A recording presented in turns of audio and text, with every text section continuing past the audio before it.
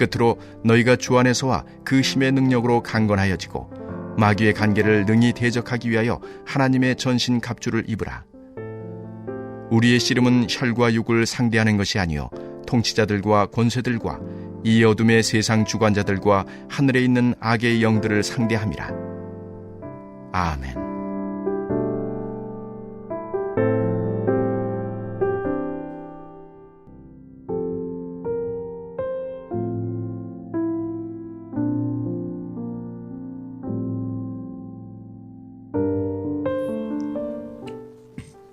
싸움이라는 것은 상대가 누군지 보여야 싸울 수 있습니다. 6.25 전쟁 때 미군이 제일 힘들었던 그런 상황들이 있었는데 상대가 누군지 표가 안 나니까 국군의 옷을 빼앗아 입고 온 북한군들을 알아볼 수가 없으니까 미군이 수백 명이 한꺼번에 희생당한 그런 일들이 있었습니다. 적인 줄 알면 싸울 텐데 우리 편이네 하고 있다가 당하는 것입니다. 구원이라는 것은 하나님과의 관계의 회복인데 그 관계의 회복 가운데 오늘 사도 바울은 이제 영적인 싸움에 대해서 말하고 있습니다. 그것이 이제 10절부터 시작되는 것입니다. 영적이다라고 말하면 우리는 오해하는 것들이 있습니다. 첫 번째는 영적인 것이 어디 있냐? 이 과학을 지키는 시대에 휴대폰만 열면 온 세상 소식을 다 알 수 있는데 사단이 어디 있냐? 성경이 있다고 하면 있는 것입니다. 창세기에서부터 사단은 시작됩니다. 에덴 동산을 만들자 말자, 사람을 만들자 말자 사단은 찾아와서 유혹합니다. 이게 신학적인 문제는 남아있죠. 아니 그러면 하나님이 사단을 만들지 말지 왜 사단을 만들어서 이 사단이냐, 이게 재미있게 말하려고 아마 그렇게 말씀하시는 것 같은데, 그런데 하나님이 그러면 우리는 왜 만드셨습니까? 아이고, 우리를 가만히 지켜보면 참 귀엽고 사랑스럽고 우리가 하나님께 영원히 사랑받을 만한 존재야는 아니지 않습니까? 하나님, 내가 이런 죄인인데 또 우리는 왜 만드셨습니까? 이러면 우리가 할 말이 없잖아요. 그래서 하나님이 만드시는 것은 첫 번째로 인정하는 것입니다. 세상을 만드셨고 겨울에 추위도 있고 여름에 더위도 있고 하나님이 이런 것들을 만드셨구나. 혹은 우리가 사람에 대해서도 그럴 수 있거든요. 하나님, 저 사람 참 마음에 안 드는데요. 왜 만드셨어요? 저런 사람 만들지 말지. 하나님, 저 사람 좀 없애버려 주세요. 뭐 혹시 이렇게 기도하는 분들이 있을지는 모르겠지만 하나님이 만드셨으니까. 나는 이유를 다 모르지만 하나님이 만드신 것입니다. 우리 인생도 마찬가지입니다. 근데 하나님이 만드신 존재가 이 영적인 존재인데 사단이 어디 있냐? 귀신이 어디 있냐? 난 예수만 믿으면 되지. 그런 건 없다. 성경에 있다고 말하는데요. 예수님도 계시지만 성경에는 사단도 있고 귀신도 있고 영적인 존재들에 대해서 말하고 있습니다. 그리고 그 존재는 마지막에 요한계시록에 17장 18장에 가보면은 하나님께서 예수님께 대적하던 그 존재는 반드시 멸할 것이다 라고 말씀하고 있습니다. 우리는 그것을 믿고 나아가는 사람들입니다. 그것을 알아야, 적이 있다는 것을 알아야 적과 싸워서 이기는 것, 그것이 바로 그리스도인입니다. 두 번째는 이 영적인 문제에 대해서 지나치게 관심을 갖습니다. 이건 제가 여러 번 말씀드렸을 것입니다. 내가 아침에 8시 버스를 타고 출근을 해야 되는데 내가 저 버스 정류장에 8시 1분에 도착했어요. 근데 버스는 갔죠. 시간이 지났으니까. 근데 사단이 아침부터 나를 방해하는구나. 그건 사단이 방해하는 거 아니라 내가 일찍 나가면 됩니다. 버스가 8시 20분에 출발하면 8시 19분쯤에는 그래도 나가 있어야 버스를 타고 가는 것입니다.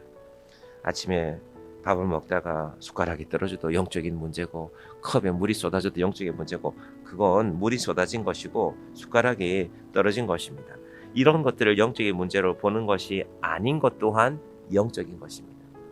그래서 온 세상 사람들은 마음대로 할 수 있는 일이 없잖아요. 이사도 제때 못해요. 무슨 좋은 날을 받아서 택해야 돼요. 그런 날은 또 이사업체에서는 이런 날은 길이라서 좋은 날이라서 좀 비싸게 받아야 됩니다. 하나님이 만드신 날입니다.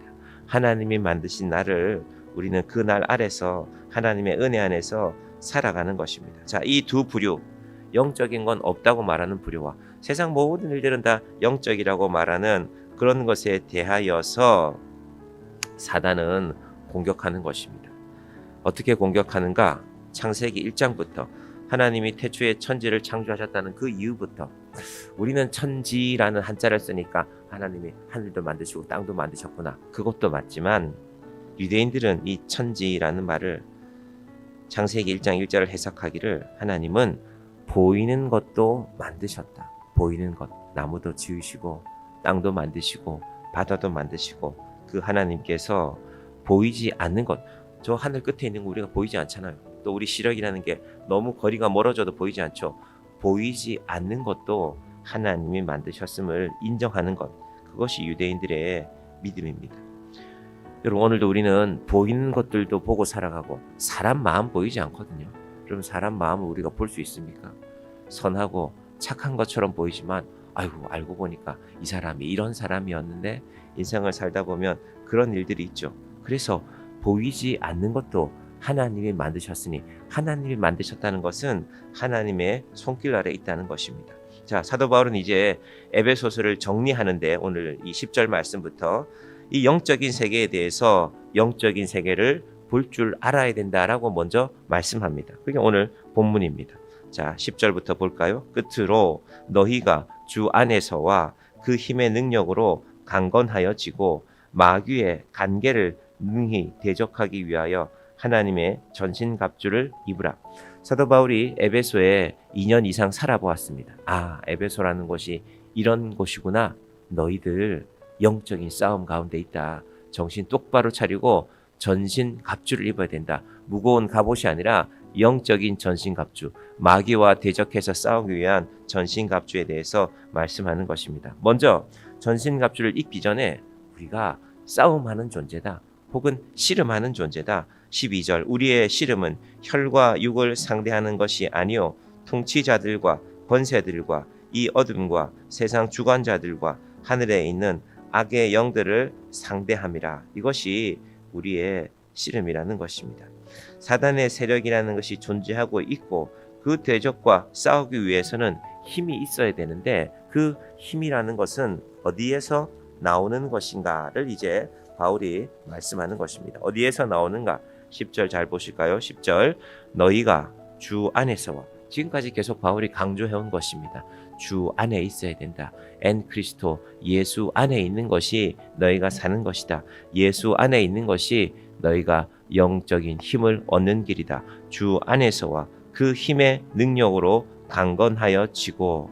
여러분, 이것이 우리 삶의 근원입니다. 오늘 이 아침에 우리가 기도하는 것도 하나님, 오늘 하루도 주 안에서 살아가기를 원합니다. 예수님과 함께 있는 순간 우리는 사단을 대적할 능력을 얻게 됩니다.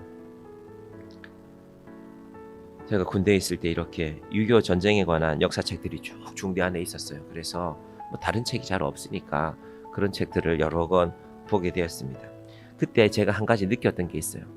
아, 북한 탱크가 처음 왔을 때 얼마나 무서웠을까. 그때 우리가 가진 무기가 허술한 것들이었거든요. 일본이 버리고 간 칼빈이라는 총이었어요.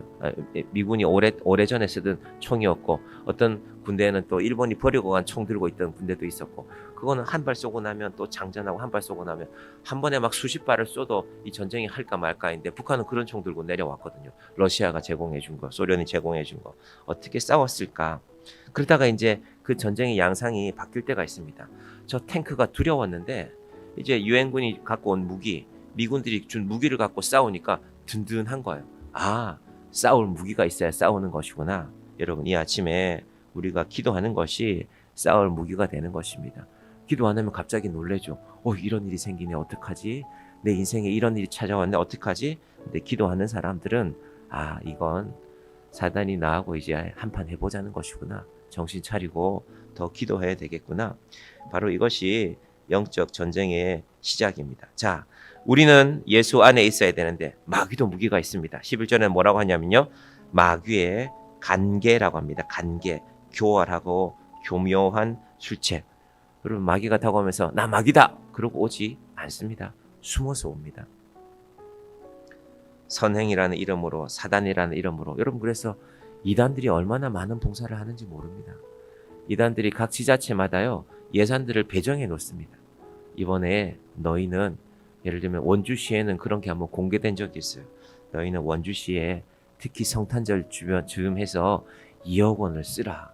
여러분, 원주라는 도시가 인구가 한 30만 좀 넘어가는 도시인데 곳곳에 이렇게 도왔습니다. 이렇게 도왔습니다 하면 표가 나죠. 그러면 원주시 공무원들이 알죠. 저 사람들 뭐 이단이라는데 괜찮네. 좋은 일 많이 하네.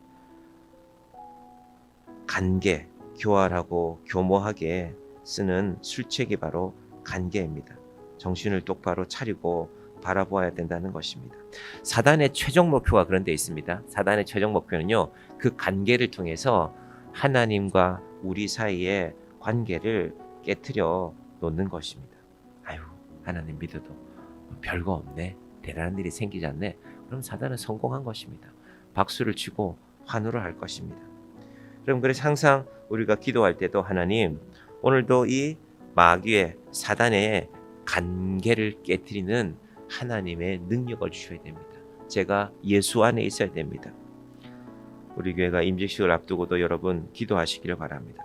사단은 좋은 일이 있을 때 여러분 신학교에 들어오면은 신학하시겠다는 분들은 뭔가 결심하고 들어온 거 아닙니까? 제가 이제 2000년도에 입학했으니까 97년, 98년, 99년 IMF 때문에 많은 분들이 힘들었죠. 근데 뭐 하시던 사업도 잘 안 되고 직장 생활들, 특히 저희 기수에 은행 다니다 오신 분들이 많아요. 은행은 좋은 직업이죠. 근데 40대 초반에 40대 중반에 멀쩡한 가장이 직장을 그만두게 됐으니 어렵고 힘들 거 아닙니까? 이제 그분들 마음에는 그분들 하시는 말씀이 그래도 신학교 가면 어려운 일은 더 없을 거야. 잘 될 거야. 그렇지 않죠. 왜 사단이 신학하겠다는 사람들을 가만두겠습니까? 자꾸 신학생들 쫓아내야 되는 거 아닙니까? 그럼 교회가 없어지는 거는 단순합니다. 신학교가 없어지면 교회가 없어집니다. 근데 지금 한국의 많은 신학교들이 여러 가지 이유로 이제 사라질 위기에 있습니다. 사단이 기뻐할 것입니다. 야, 봐라, 이제 신학교 없어진다. 유럽의 그 많은 건물들, 한국 교회도 뭐 좋게 지은 좋은 멋진 교회들이 많지만 유럽의 교회들은 문화재들이 있잖아요. 스페인에 있는 뭐 저는 안 가봤지만 어느 성당은 200년에 걸쳐서 짓고 뭐 이제 거의 완공됐는데, 심지어 독일에 있는 어떤 교회는, 쾰른에 있는 교회는 600년 동안 지은 교회가 있습니다. 얼마나 세심하게 지었겠습니까? 그 독일 사람들이. 근데 건물만 남아있으면 사단은 성공한 거죠. 야, 이제 이 교회 예배 드리는 사람 아무도 없다. 신난다. 하나님께서 무엇이 사단의 계계인지 잘 볼 수 있기를 바랍니다. 그래서 제가 어제 우리 교회 건물을 오늘 아침에도 보면 이 영하 오늘 4도쯤 되는데 하얀 이슬 같은 게 맺혀 있어요. 쇠니까. 쇠는 이 그런 성질이 있거든요. 하나님, 우리가 멋진 돌로 짓지 않아도 우리는 아침마다 예배하고 기도하고 하나님의 말씀을 전하는 것입니다. 사단의 괴계를 물리치는 교회가 되게 하여 주시옵소서. 오늘 이 아침에 우리의 기도가 되기를 바랍니다. 특히 우리 임직 받는 분들이 열심히 기도함으로 오늘 이 말씀을 듣는 분들이 이 자리에 못 오셔도 들으시면서 또한 기도하시기를 바랍니다. 하나님, 하나님께서 주의 일을 감당하는데 내가 하나님의 교회를 섬기며 나갈 때 방해하는 모든 것들을, 마귀의 간계를 능히 대적하는 우리의 믿음이 되게 하여 주시옵소서. 기도하는 이 아침이 되게 하여 주시옵소서. 하나님 앞에 기도하는 저와 여러분이 되시기를 간절히 축원드립니다. 기도하겠습니다. 하나님 아버지, 감사합니다. 사도 바울이 로마에서 에베소 성도들에게 편지를 적고 있는데 이제 마지막 결론의 말씀을 적고 있습니다.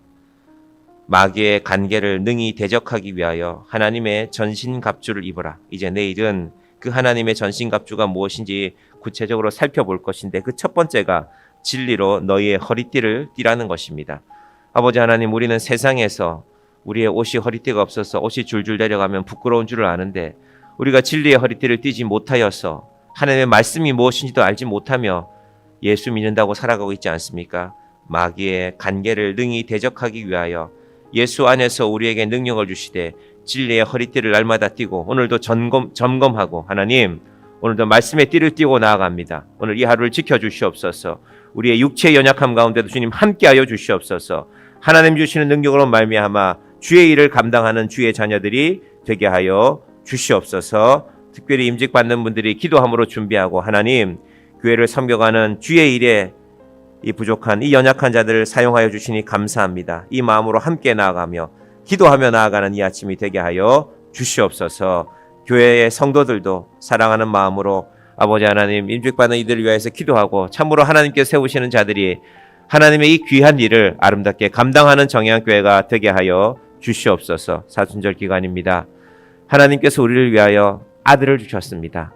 다른 방법으로 구원하지 않고 천사를 보내지 않고 천사야 네가 가서 저 사람 좀 구원해 와라 하지 않으시고 아들을 보내셨습니다. 그리고 그 아들이 십자가에 달리셨습니다. 이것이 하나님의 우리를 사랑하시는 방법이고 구원의 방법입니다. 하나님의 그 사랑 앞에서 오늘 이 하루도 하나님 나를 이렇게 사랑하셨군요. 하나님 저도 하나님 사랑합니다. 예수님을 사랑합니다. 그 사랑의 고백이 있는 이 아침이 되게 하여 주시옵소서. 예수님의 이름으로 기도드립니다. 아멘.